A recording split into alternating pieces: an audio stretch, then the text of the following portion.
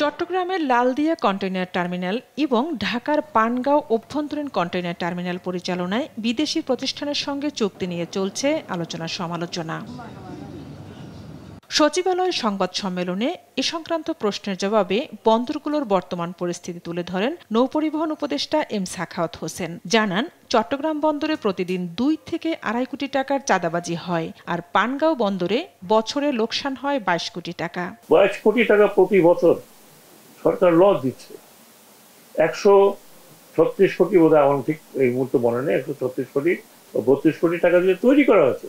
Since then is giving loss. Chittagong port থেকে প্রতিদিন কত ইলিগাল টাকা ওঠে, আমি একটা রাফ ফিগার দিতে পারি, বাট দিলে হয়তো ওদেরকে কন্টেস্ট করবে। মিনিমাম কত টাকা ওঠে প্রত্যেকটি জায়গায় জায়গায় চাঁদাবাজি।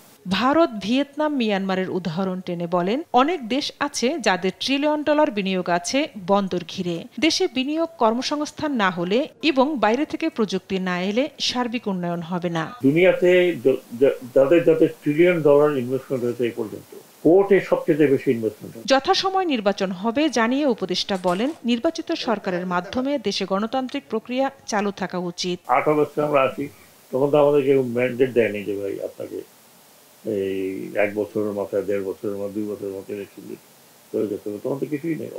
সংবাদ সম্মেলনে শ্রম অসন্তোষ নিরসন, বকেয়া আদায়, কর্মসংস্থান নিশ্চিত সহ শ্রম আইন সংশোধন করে শ্রমিক অধিকার সুরক্ষা সহ সরকারের নানা উদ্যোগ তুলে ধরেন এম সাখাওয়াত হোসেন।